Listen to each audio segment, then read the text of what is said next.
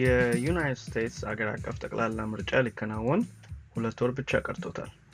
ይህን ተከትሎም በየአካባቢው ያሉ የምርጫ ተወዳዳሪዎች የምረጡኝ ቅስቀሳቸውን አጠናክረዋል።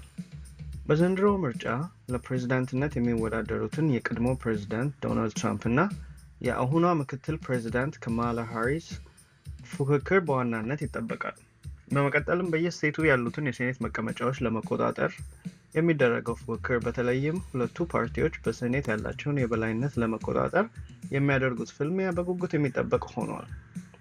እኛም ይህን በማስመልከት ባሳለፍነው ሳምንት ቃል በገባነው መሰረት የእናንተ የአንባቢዎቻችንን ጥያቄዎች ይዘን ለሜሪላንድ የሴኔት መቀመጫ እየተወዳደሩ የሚገኙትን የቀድሞ የሜሪላንድ ገቨርነር ሌሪ ሆገንን ለጥያቄ ጋብዘናቸው ምላሻቸው ቀና ሆኖ በፕሪንስ ጆርጅ ካውንቲ በሚገኘው የፔይንት ብራንች ኤሌመንተሪ ትምህርት ቤት ለተማሪዎች የተለያዩ የመማሪያ ቁሶችን በሚለግሱበት ወቅት እዛው ተገናኝተን ለተወሰኑ ጥያቄዎቻችን ምላሽ ሰጥተውናል።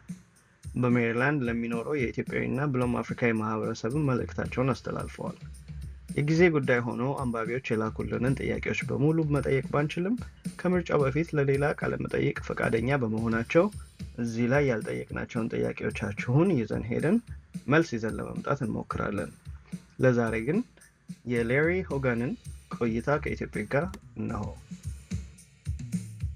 Thank you. My name is Henak. I'm from Ethiopia. This is a local news publication for the Ethiopian community in Maryland, Virginia, and DC. I have a couple of questions that I got from the community itself. I didn't came up with these questions. So I'll start with the one. What are your plans for addressing the federal minimum wage and ensuring fair compensation for workers, including those in the gig economy, like Uber drivers who are concerned about companies taking a significant portion of their income? Yeah, well, first of all, I appreciate you being here. We just this week we're being awarded by the African diaspora. They're giving us an award for our response to COVID, and we're happy to have. We have a large African population here, and I appreciate you bringing your organization. Look, I think one of the things that we've been talking about a lot is the affordability, and right now people are really struggling. I think that it's a more complicated issue to try to solve, but housing costs too much, food costs too much. We've got to kind of get the economy back on track. The national debt is out of control, and it's making it very difficult for people to find jobs at any level. And then I think it's not as simple as just raising the minimum wage. It's making sure that the economy, that there are actually jobs out there for people and that they can continue to work and provide for their families. The question I received is, as a former governor known for supporting immigrants and refugees, how would you balance your previous support for immigrants with the current national debate on immigration? Yeah, well, no, I have long supported immigrants coming into the country from different places around the world, and I'm going to continue to do that. I think the broken immigration system is something that has to be addressed.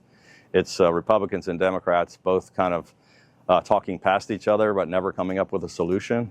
And we've got to secure the southern border, but also find a bipartisan compromise to figure out a solution to fixing the broken immigration process. So we've got a lot of illegal immigration going on, but it's very difficult for people to come through the legal process, and it's just not a fair system. It doesn't work well, and we got to figure out how to get the Republicans and Democrats to actually sit down and fix it. This one has to do with foreign policy. Both Amnesty International and the United States State Department have reported widespread human rights violation back in Ethiopia. And there's a significant lack of rule of law under the current Prime Minister Abiy Ahmed. And these reports detail extrajudicial killing, arbitrary detentions, and forced displacements, especially in the Amhara and Oromia region. So if you are elected to the Senate, what actions would you take to address these abuses? And how would you advocate for a stronger U.S. involvement in promoting peace and rule of law? Well, I think I've always advocated for a stronger U.S. involvement in peace and stepping up against human rights violations. I think that America really needs to stand up, for our allies and stand up to our enemies. And I think, while we can't be the policemen of the world and we can't solve every problem, the world is basically on fire. There are tremendous crises in every part of the globe. We can't just bury our head in the sands and ignore some of these things. So, as a senator, I don't have complete control over that. It really is the policy of the administration, but you will have some input, and I'll be for continuing to support and take actions rather than being isolationists, which some people in both parties are actually focused on now. Governor, you've talked before, we've talked about sort of the framing of this race. the other side really focusing on Democratic control of the Senate. Republicans are bad, therefore you're a bad choice for Maryland. Yeah. Tell me about how your messaging works to counteract that. Yeah, I think it's two entirely different messages. I mean, look, my opponent in the Democratic messaging is basically their campaign's based on things that aren't really true. So it's basically like misinterpreting or trying to rewrite history on my position on abortion. They're talking about I'm just a typical MAGA Republican and I'm going to destroy everything that they care about. And my message is about, hey, nobody stood up to my party more than I have over the past 8 years. I'm going to be a key voice to try to bring people in the middle to get things done. And I'm going to continue to be a kind of senator, just like I was as governor for 8 years, where we got a lot of things done and left office with most people in Maryland approving of the job that we had done. So I think they're trying to convince people that I'm something I'm not, and it's not being very effective. And we're going to continue to focus on the things people care about and talk about the economy and crime. And we just talked about the border and the broken immigration system. And they're just going to say, you have to vote Democrat. He's bad. And frankly, I haven't seen much.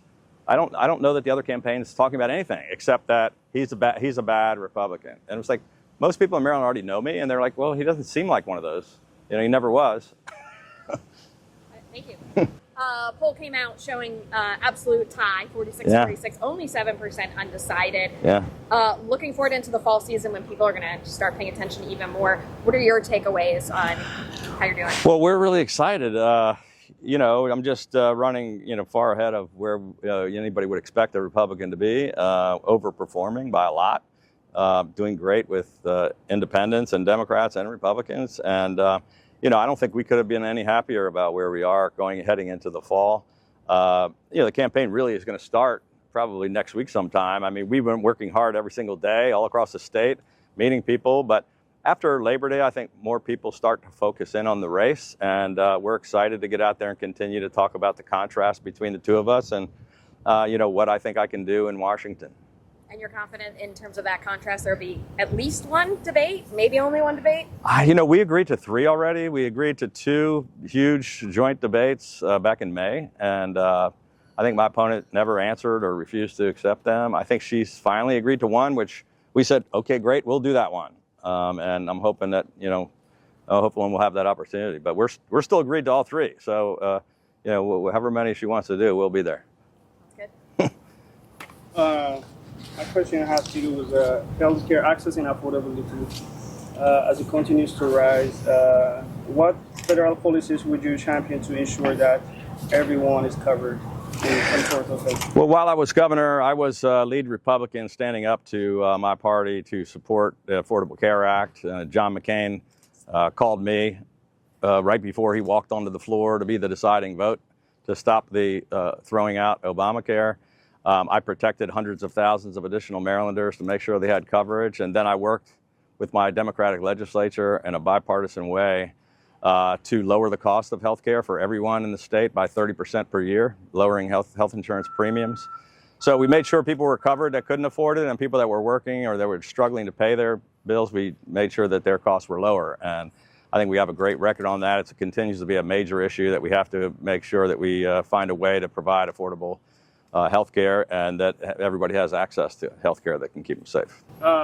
Any message for the community, the Amharic-speaking immigrant community in Maryland?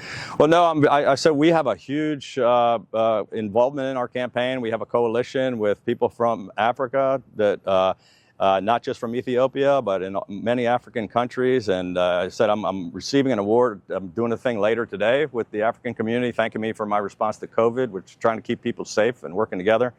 We're very happy about all of the folks that are from Ethiopia and from other African countries, how much they contribute.